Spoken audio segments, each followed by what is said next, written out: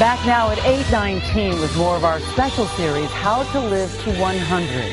This morning we're focusing on the science of longevity. Reaching the century mark sounds tantalizing, but is it possible for everyone? Here's NBC's Chief Medical Editor, Dr. Nancy Snyderman. There are approximately 70,000 centenarians living in the United States today, and some scientists say that the first person who will live to see their 150th birthday has already been born. But who are these centenarians going to be, and can we increase our chances of becoming one of them? The science of aging is becoming really popular because there's so much more out there as a consumer to take control of their health and manage their aging. In 2009, 3 scientists won the Nobel Prize for their research on telomeres, perhaps one of the most exciting developments on the aging forefront. Telomeres are structures on the tips of chromosomes that shorten as people age. Think of them like the plastic tips on a shoestring.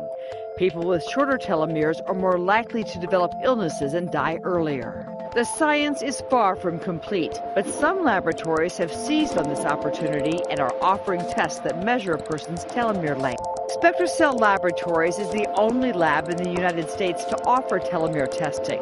The cost? $290. It can serve as a wake-up call for some people. It's a measure of how well you're aging on the inside.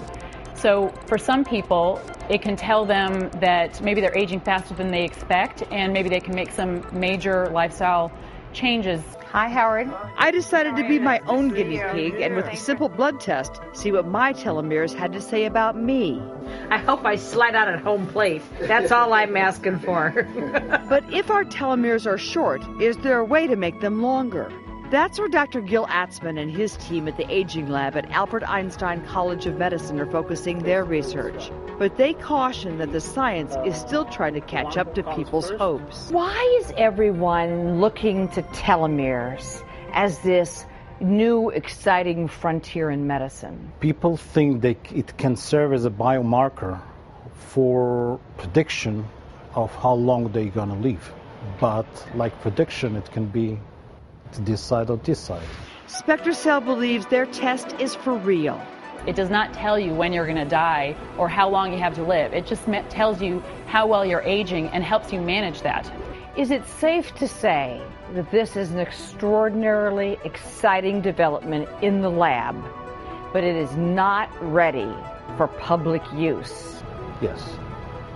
We don't have enough information to make it accurate for prediction. But the future is there. The future is there. With that in mind, I'm ready to get my result. Like any good parent, I just have one wish. I want to predecease my children. That's it. The rest is all a gift. That's true. So how did she do? Well, Dr. Tanya Benenson, an internist and chief medical officer here at NBC Universal, is here to give Nancy her results. Good morning. Good morning, Tanya. Ready? So Tanya, you don't know what the results are, and so we're going to put them up on the monitor as you explain, Tanya, how Nancy did. Okay, here we go. All right, so Nancy is the red box, and the black line is the average telomere length per age. So if you look at her box and you track it over to the green dot, that's her actual age based on her telomere length. So I'm 70 right now, even though I'm 59. I'll make you feel better. There's a variance here, 8 to 10% error actually when you get older. So if you go, it's plus or minus 7 years. So your range really is 63 to 77 with an average of 70. But your telomeres are shorter than someone average of your same age. Which means that she's more likely to have a shorter life expectancy. It's sobering.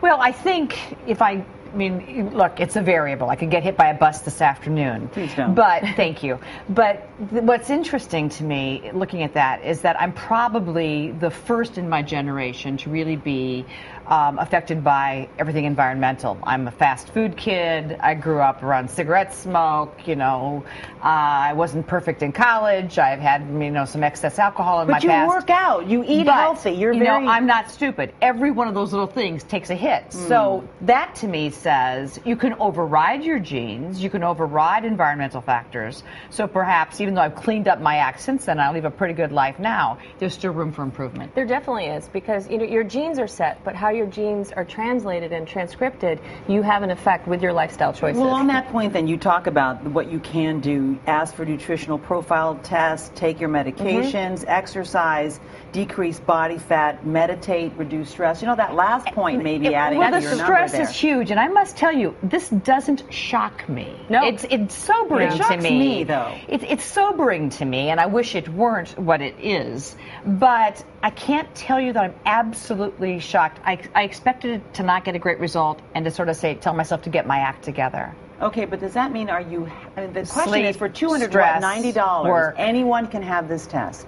It's a special test. And so the question is it worth it? And do you think it was worth it for you to now know this sobering number, Nancy? Yeah, this to me is a little bit like getting a stress test or a CT angiogram. It's a component. Now fix it. Let's check back a year later and see if I can make it better. Great motivator, right? We'll do that, Tanya. Cleaning up my act, babe.